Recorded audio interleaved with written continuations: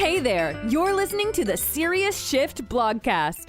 Half podcast, half blog, half video, and 100% serious shift. 3 times a week, Dennis comes to you with insights and attitudes to help you shift. Each Serious Shift Blogcast is all about helping you and your business become the best versions of yourself. Are you ready to become the best? Now your host, Dennis Moseley-Williams. Hi, I'm Dennis, and here we are again at the Serious Shift Blogcast. Thanks so much for your time today. So that last blog must have hit a nerve because I heard from a lot of you. So thank you for that. And one of the common things that comes up in questions and comes up at the back of the room when I'm finished talking, probably the number one comment I receive is, I don't know where to start. And I have been there. I remember when I wanted to make the serious shift and I didn't know where to start either, but I was confused. I did know where to start. What I didn't know was what to do next. and I'm going to tell you what, this little message to you today is to let you know you're never going to know what comes next, and don't worry about it. I'm encouraging you to leap. Let's cross these unknown bridges when we get to them. When I started writing my blog, which was like 10 years ago or so, I had no idea what my second blog was going to be about. I had no idea. And I'm sure that the reason I didn't start it then, until I started it, is I must have been convinced that I needed to have some kind of roadmap. You know, oh, these will be my next 20 things I'm going to talk about. Or even worse, I'll have them all written. No. I wrote my first blog and posted it, and I wrote my second blog and didn't know what my third one would be about. And I wrote every blog knowing that I'd committed to write them forever, but had no idea if I really could. I just kept on pushing. And that's what this blog today is about. So there's 10 little things I want to go over. The first, make an emotional investment in your work. It can't just be a job. You got to believe in the purpose of your work. Obviously a part of the work that we do here is strategy and tactics for business owners. Wonderful. But that's not what I'm passionate and excited about. The emotional investment isn't in that.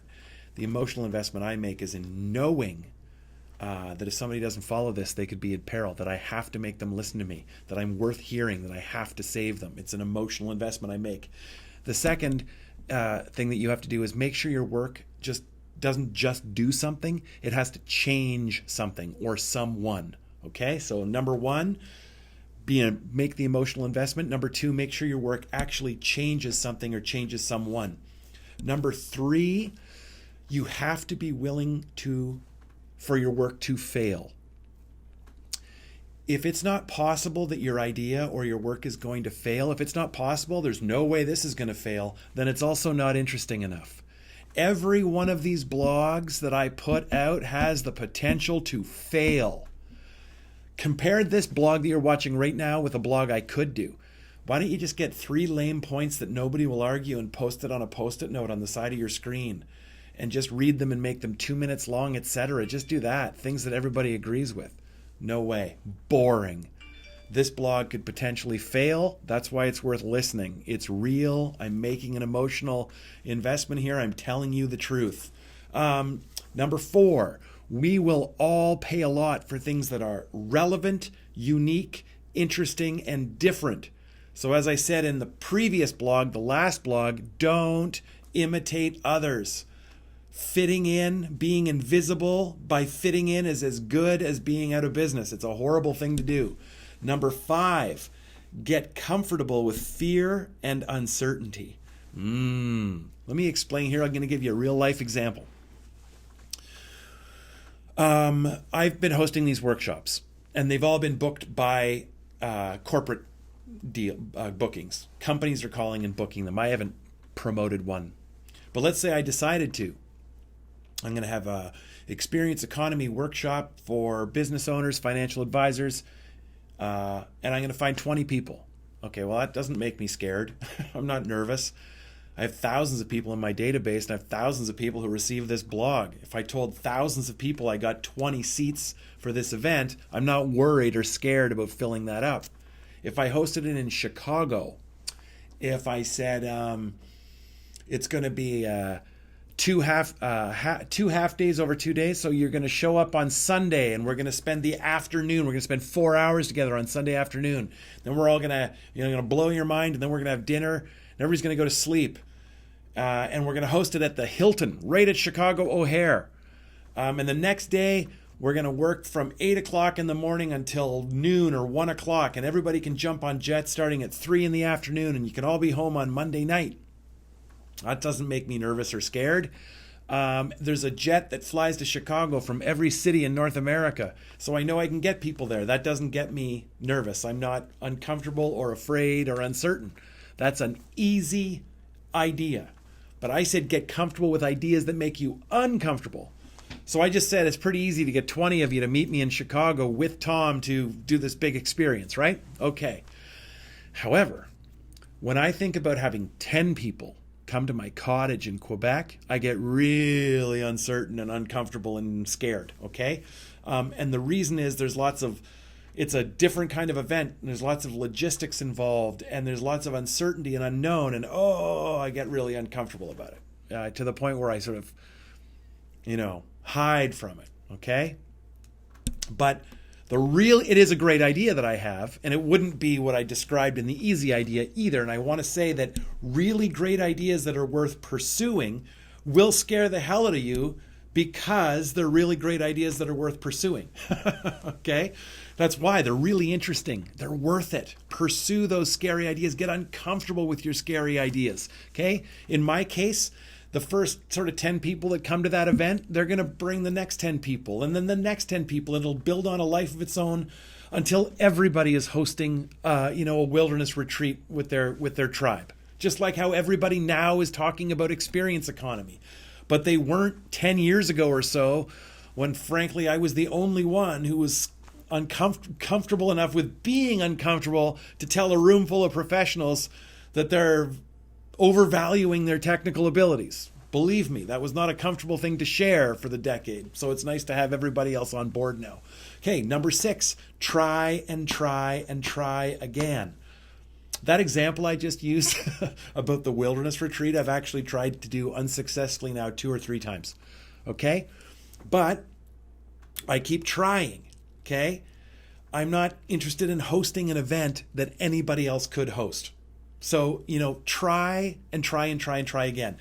Because, number 7, she or he who fails the most will win. Because every time you try something new, right, you have to be comfortable. It might not resonate. It might not quite work. You might not quite get it. Okay? So you have to get comfortable failing to try again. And here's why I know. Because in order to keep failing again, you have to be good enough to keep playing. And I'm speaking with, some firsthand experience here. I've been failing over and over again for over 20 years into success. Thank you very much. Number 8, your goal isn't to change everyone. It's just to change someone. Don't compare yourself to others. It's bad. Just yourself. It doesn't matter if so-and-so did this or so-and-so did that or whatever. It's not what they're doing. It's what you're doing. You're not trying to change everybody. Just one person at a time. Okay? Number 9 is to assume the obligation of doing work that has meaning. Create work, do work that if you didn't show up one day to do it, everybody would miss.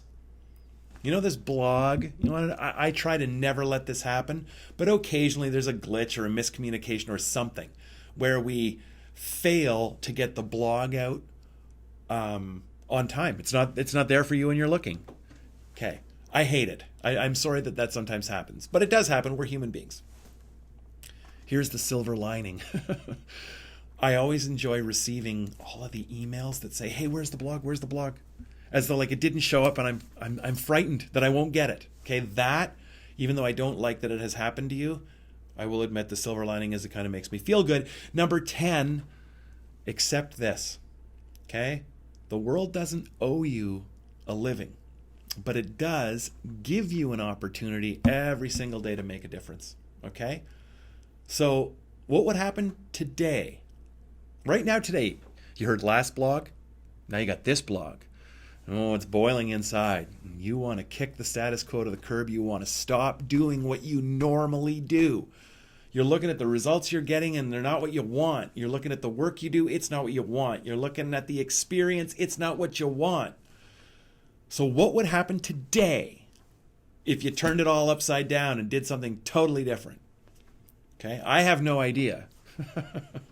But I want you to do it just the same and let me know how it goes. Okay, that's the serious shift. Start right now. Follow these 10 little rules. Write them down for yourself. Put them on your desk, what have you. And it's probably a really good idea to check out the last blog too, because I think they fit really nicely together.